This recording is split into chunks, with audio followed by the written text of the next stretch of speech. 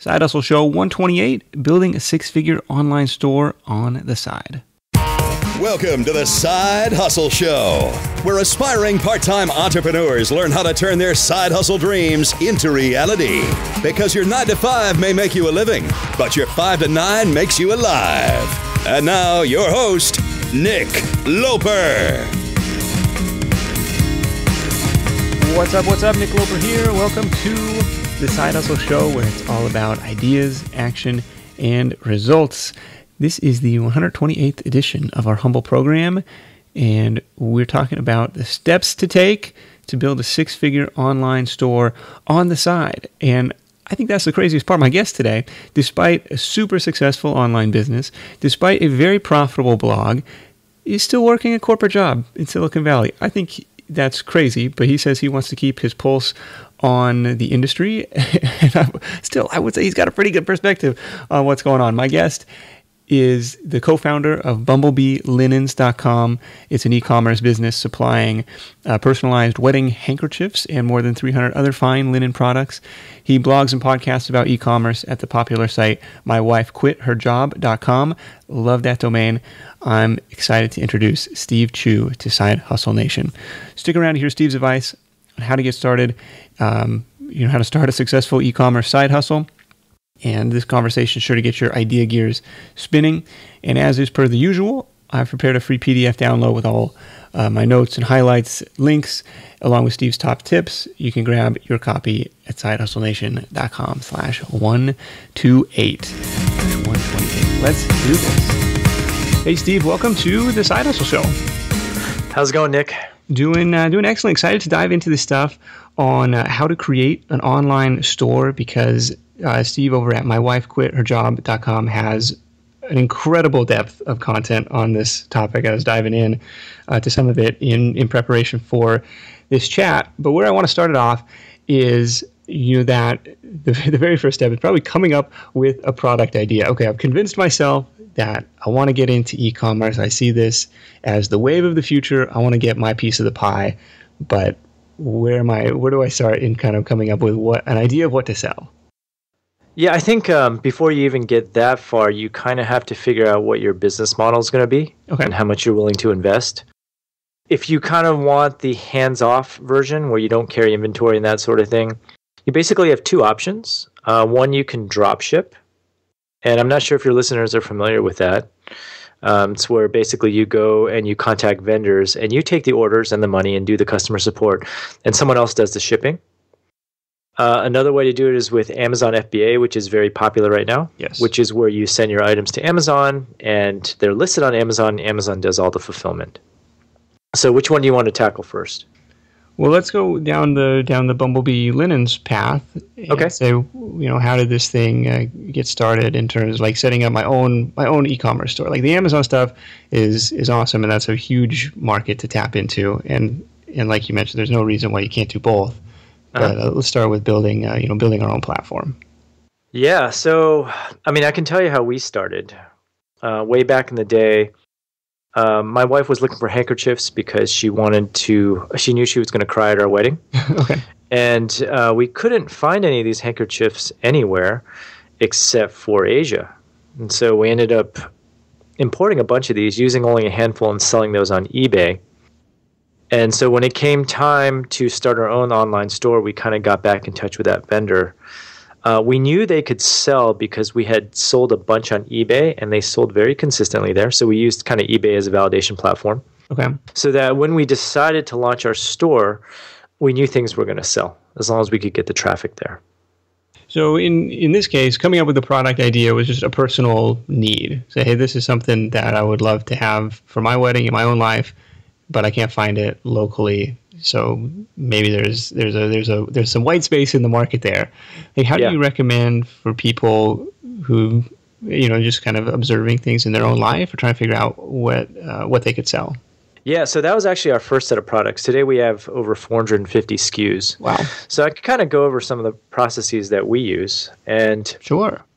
Yeah, so first thing we like to do, we get about 1/3 of our traffic from search for our online store. So We like to use Longtail Pro for keyword research, find out what people are searching for, look for keywords that are not that competitive and kind of easy to rank with a little bit of content.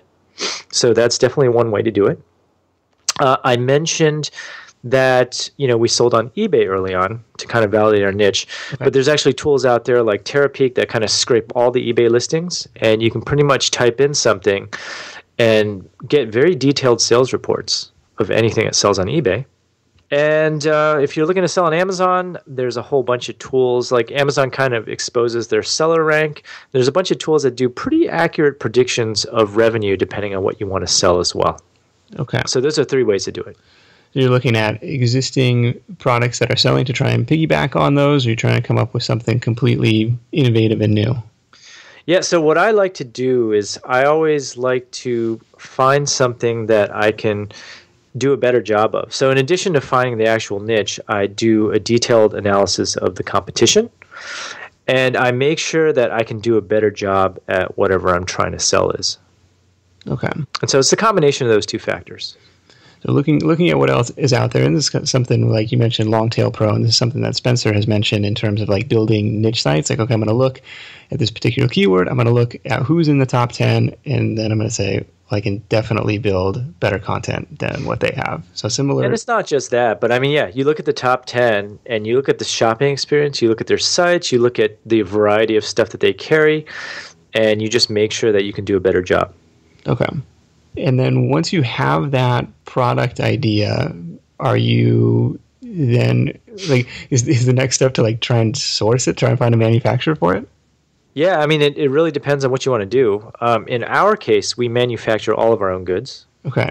And so the next step is to go out and look. A lot of people have used Alibaba, and we've used Alibaba in the past, but for us, we got 2 kids, and I work full-time. We don't have a whole lot of time. So usually we like to just encapsulate all of it in a trip to China. So we go to the Canton Fair every other year. Okay. And what's nice about that is all the vendors are just all right there, and you have a list of things that you're looking for, and you just go to all the areas that carry this stuff. Okay. Wow. That's a commitment and a half. One thing, so I was looking on Terapeak the other day. I'm kind of following like the Startup Bros process, and so one of these products that has a very small market but had great margins, and it was interesting was like these state magnets, kind of like 50 state magnets, and they had like so Washington had like the Evergreen State, and it like marked Olympia as the capital and had like a tree and like the outline of the state. So yeah, this is kind of cool, like a cool like kind of educational toy and stuff. And the Terapeak data said, hey, the market is not very big, but these things are selling, they are moving, and they're commanding pretty decent price because you can get these things for 5 cents a piece, and then you sell this full set of 50 for like $45. Like, okay, I'm listening. And then when I went on Alibaba to the original listing that I found, like this is the actual picture they have in the thing, and then I send them a note, and they're like, well, what design do you want? I'm like, I want the one that's in the picture. And they like had no idea. Or what thickness do you want? And it was like, just you have the picture. Like it was kind of weird. Like it was a weird conversation. Do you have that kind of issue? Like, do you have to be prepared, like with your full like spec? Like this is exactly what I want, or do most of the vendors or most of the manufacturers have like, hey, this is what we produce?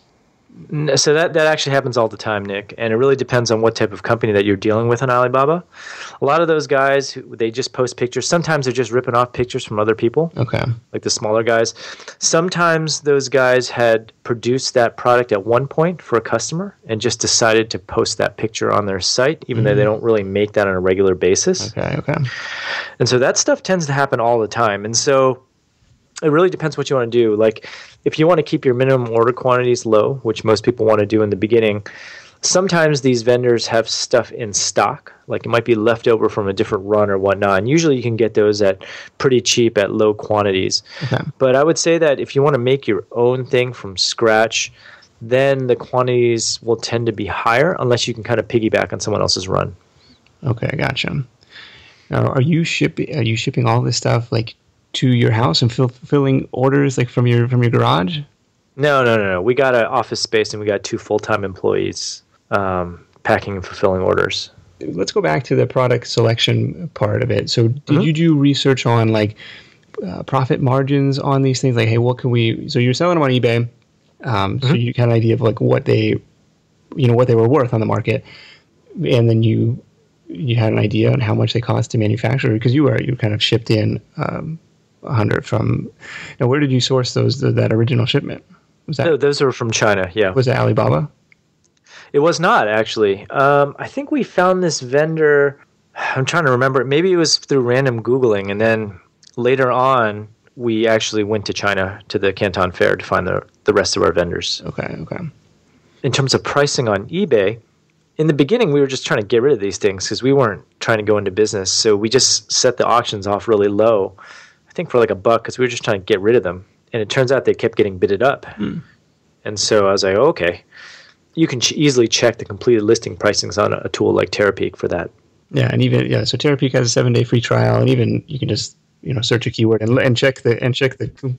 It's so cheap. I think it's like $15 a month or something like that. I mean, I guess I'm still like I'm looking around my living room looking for product inspiration, and you guys came upon a good hit, and then have been able to kind of diversify the product line to all sorts of fabric, linen products. Like, is that kind of a strategy you think is replicable? Like, kind of, in the Startup Bros guys call it like your beachhead product. It's like, I'm going to go into the fitness market, and these compression socks, for example, are going to be my my first inroads into this market. Every single product that we've added onto our store has been very related. Okay. So we started out with handkerchiefs, then we kind of moved into table linens because we were targeting wedding planners and event planners. I want to create like an entire experience around a theme of products, I guess. And I found that it's really good to find products that are really good from a B2B perspective. So for example, like we target event planners and wedding planners with our linens, and these people come back and buy from us on a regular basis. Whereas when you target the consumer directly, it's a lot of times it's one-off sales. It's less consistent. And what's nice about B2B is that, even if Amazon were to completely take over that space, we would still have those B2B customers because of the service that we can provide to them. Okay, that makes sense. So, yeah, larger orders and repeat business because they're buying for their clients. And those guys, they want consistency, right? You go on Amazon, you buy one thing, and then maybe a month later you buy something else. Someone else might have taken over that ASIN or whatnot, and the quality might not be consistent. That's a really interesting idea. Thinking of what products to serve businesses, and I'm thinking of like Office Depot and stuff like that. But you found a business to business product that's completely separate from an office supply store. Yeah, and you do want to sell your own branded products for sure. In the long run, at least.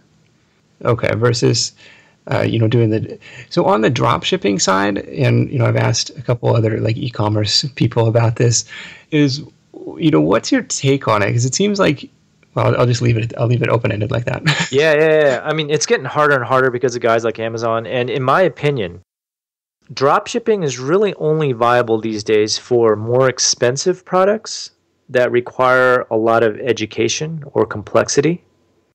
So I would say stuff in the hundreds of dollars as opposed to like the little things, and stuff that isn't branded and readily found on places like Amazon or eBay and that sort of thing, if that makes any sense. So for example, like I have buddies that do really well drop shipping stoves, like outdoor stoves or something like that. High price point, margins are still kind of low, but you still make a decent amount per sale. Okay, yes, that sounds like something very expensive and very difficult to ship. But it is true. I mean, these days with Amazon, I don't know what you heard from your other interviewees, but it is getting a lot harder to do just pure drop shipping. Yeah, well, especially when it's like if you're going through somebody like Doba or like Worldwide Brands, where it's like, look, everyone has access to the exact same inventory, and it just seems like there can't be any margin in that. Well, so here's the thing about dropshipping. Like a pure dropship store might not be as viable, but oftentimes dropshipping is very helpful when you're just trying to fill out your store. So you have your core products that you're sourcing from wherever, and you have really high margin products. But then, sometimes it's only like a handful of products, and you want to fill out your store. So using dropshipping in that respect is actually pretty viable. Okay, I like that. So what's next? You've got your product idea, you've got your you've got a source for it, and what's the next step? Okay, so here's the route that I've been kind of advising my students to go through. Validate their products on eBay and Amazon. So maybe let's assume that you're selling your own branded products and your margins are pretty good. Yes, I'm selling Nick's State Magnets. Nick's State Magnets. Okay, sure. So list those on Amazon, get some sales under your belt, make sure that there's demand for this product. And once you have that kind of base and confidence, then it's time to put up your own website. And this is the way I think about things. There are all these different marketplaces that you eventually want to tap, right? So if you have your own website, you're mainly playing in Google's marketplace, and it gives you all this flexibility to do advertising, pay-per-click advertising, which is very important. Amazon is its own marketplace, and there's some people that go just straight to Amazon for their shopping, and they don't really do Google searches. Yeah. And then there's like the eBays and the Etsy's and that sort of thing. So get confidence in one that it's going to sell, launch your website, and then start trying to steer everybody towards your own branded website. Okay, so you're using these marketplaces to kind of build up, your systems and build up your validation, and then you can take it onto your own platform. That's correct. What's been the most effective, and we don't want to get into the technical stuff of different shopping cart platforms and WooCommerce and Shopify and all this stuff. But what's been the most effective way of driving traffic to that site? Because it's a lot of the sites, I end up doing a lot of, site audits or site reviews for people. And on the e-commerce side, they're always very thin on the content, right? Where it's like just a product image and a buy button. A lot of times is what their sales page is, and they're new. They're starting out. They don't have any customer reviews. They have very little. There's not a lot of meat on the page, and so I'm kind of curious what's been an effective way to drive traffic for you guys getting started. Yeah, so for our store, we actually use everything, and the reason for that is I blog about it and I teach about it. So my online store is like a laboratory, right? Oh, there's a crazy amount of content related to all the different marketing strategies. I definitely recommend you guys check out Steve's site for that stuff. But go ahead. Yeah, so like I said before, 30% is organic traffic, and for that, you're correct. These category pages and product pages don't have a lot of content. So it's up to you to create the content and kind of steer people towards your product listings. And in a way, it's a lot like just blogging strategy. You create stuff that's related to your product that people want to read. And I'll give you an example from our site. My wife puts together these arts and crafts projects for weddings that use our products. So I'll just give you an example here. She created this tutorial on how to wrap your bouquet with a personalized handkerchief.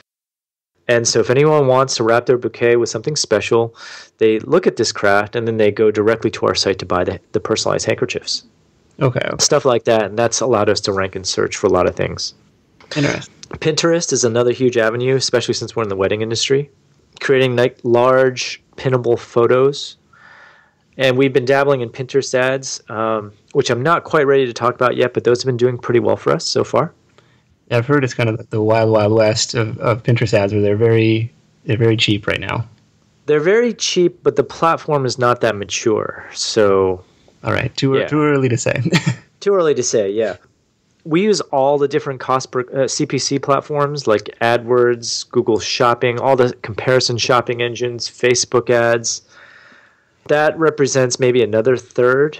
And then the last third is all the outreach that we do with like event planners and all the B2B stuff that I mentioned earlier. Now, are you able? Well, you must be. But like my fear in doing pay-per-click on like how much can a handkerchief cost? Like, is it $10? Yeah. So our average order size is $50. Okay. So the way to get around that is you're correct. If you were to sell handkerchiefs onesie twosies, it would be on the order of like $7 or $8 or whatever. Yeah. So we bundle everything. Okay. And that way you can afford to do the ads. And there's different ways to bump up the average order size as well. Like there's little tricks that you can play, like free shipping after a certain amount or whatnot. Yeah, I noticed you've got free shipping over $100. Yeah, but it really depends on your margins. Yeah, I ran AdWords for a lot of years, and it was the margins kept shrinking, but it was like, and it's good on Google for doing this, right? Where it's like, hey, if this is profitable traffic, I would probably pay 5 cents more, and so would the competitor, and so you keep bidding each other up, and then the margin's all gone. But Google has lined their pockets pretty well. I mean, one thing I started using recently was Bing, actually. I had neglected Bing for the longest time, but Bing is actually pretty awesome. Yeah, Bing traffic converts really well. It's not high volume, but those people are buyers. So what's ironic is our volumes are only slightly lower than Google's. Wow, that's great. That's great. Which is weird. It was very unexpected. I mean, I wrote about this recently, but my results were pretty unexpected. Okay. That's the cool thing about paid traffic. Like once you have that system in place, the keywords in place, it's just keep fueling the money machine. Keep the crank spinning, and good things can happen. I wanted to ask, so this site's been around since 2007, and so we're kind of looking at almost a decade of e-commerce experience here. But if you had to start this thing over and knowing what you know now, anything you do differently to kind of accelerate the learning curve, accelerate this process? That's a good question. It's weird in my case, since we've tried everything and we made a lot of mistakes, especially with product sourcing early on. So I guess if I were to start all over with product sourcing as a factor, I would not buy in bulk in the very first order. And I mean, I can talk about some of the mistakes that I've made. Is that kind of what you're getting at, Nick? Yeah, well, let's talk about that first order. I think that would be helpful for... Yeah, so we had a lot of problems with vendors early on. Like, we would ask for samples and whatnot, and they would send us these great-looking samples. And then when we made our first bulk order, they would send us crap. You're like, hey, what happened to the sample? Yeah, or another time, we would have stuff that's just very inconsistent from order to order. Yeah.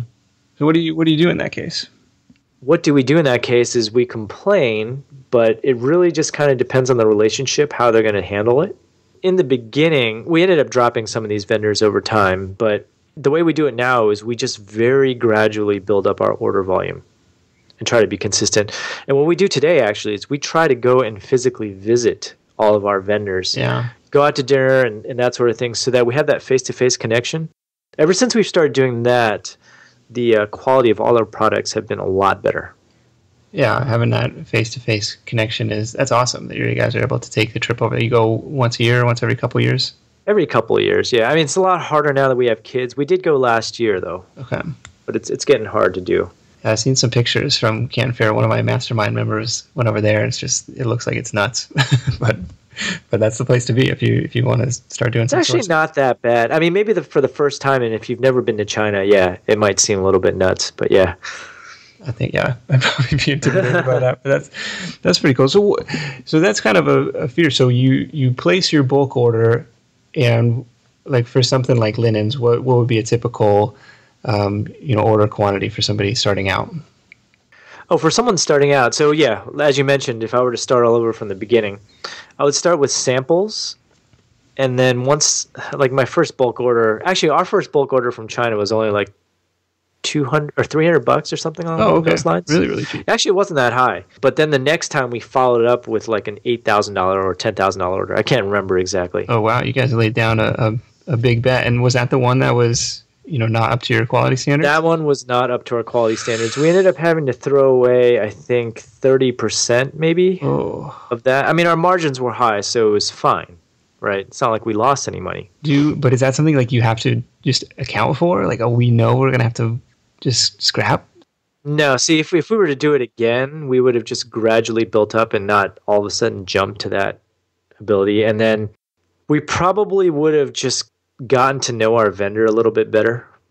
That was our first time doing it, so we were making some mistakes left and right. And today we actually don't use that vendor as much anymore. Okay, so starting with samples, you're inspecting the quality, you're seeing if they sell on eBay, Amazon, and then, okay, now we can get $500 order, $1,000 order or something, like, so you're not $10,000 exposed. Yeah, don't be in a huge hurry to like ramp up. I know a lot of people get impatient, and I'm that way at some time. What you can also do is you can actually hire a third-party inspection person to go through your goods before they're actually shipped to you. And, it's actually not that expensive, depending on the size of your order. So that's one thing you can do if you want to be extra careful. Okay. And so today, all the stuff gets shipped to your office in Silicon Valley? Yes, that's correct. And the team there handles orders and ships them out, or is there a separate offsite like fulfillment center? No, it's all shipped out of that office. Okay. Yeah. It's not a huge operation, Nick. Well, I mean, but this is a pretty serious business. I'm impressed with it. Yeah, so everything goes out of that office, and we've got 3 industrial embroidery machines where we do personalization. You find the personalization has pretty good margin in there, or? Oh yeah, that's our hugest margin product is the personalization. People are willing to pay a lot for customization of any kind. What's nice about that also is that it's really hard to do personalization on Amazon. So that's one area where we can shine, and Amazon can't take that away from us. Because FBA is obviously not going to do personalization, right? Absolutely not. Well, maybe someday they will, but maybe someday. But it's a huge undertaking. Yeah. Okay. No, that's a good point of differentiation. I know we're like only scratching the surface of this stuff, but this is just a fascinating business. And obviously, I had one question down, to ask if this is a viable side hustle, but it clearly is. Now you said you have 2 full-time team members, plus your wife's time and yours working on this. But so today, what's your time spent on the site look like? What are you spending your hours on in terms of upkeep and maintenance and growth for the business? Yeah. So I mean, my wife does most of that. So I rarely get involved unless something technical needs to be involved. Okay. I run all of the marketing and the pay-per-click stuff. And like I said, it's our laboratory. Mm-hmm. So I run all that stuff. But in terms of just the day-to-day, my wife and the employees kind of handle that. Okay. And at the beginning, it was all you guys all the time? In the beginning, it was actually in our house. Yeah. So, yeah, it was all us all the time for that first year, for sure.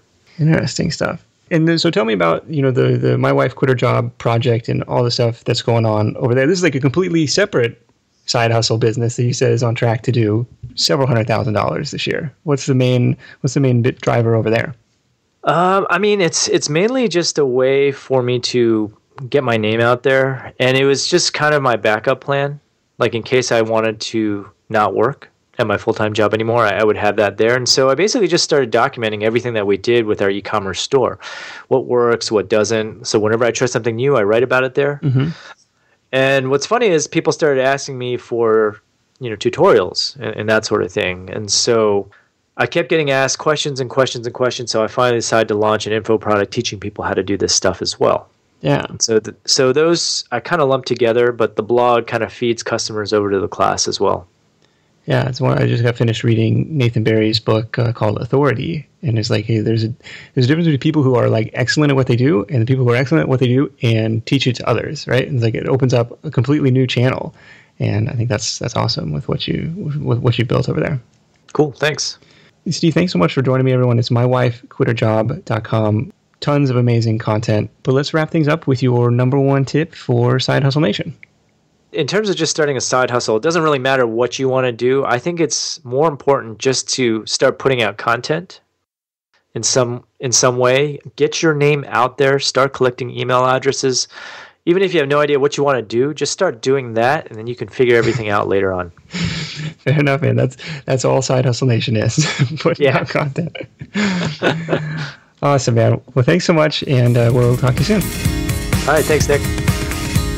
This episode of The Side Hustle Show is brought to you by Ting. T-I-N-G. Ting is mobile that makes sense. Since making the switch from Verizon, our average bill for 2 lines has gone from $125 a month to $51.17, according to my latest stats over there. So that means we've put more than $1,200 back into our pocket in the year and a half since we made the transition. Now, Ting operates on the Sprint network, so you can bring any Sprint-enabled device, iPhones included, and keep your same phone number. You only pay for the text, minutes, and data that you use with no contract. If you visit sidehustlenation.com/ting, you're going to get a $25 credit towards your first month of service or toward your new device. And if you're still under contract, they'll even pay up to $75 of your early termination fee to incentivize the switch. Again, that's sidehustlenation.com/ting for your free $25 sign-up credit. So interesting conversation with Steve here, right? A couple things that stood out to me. First was the pattern of going after business customers. I had no idea this was part of their operation at Bumblebee Linens.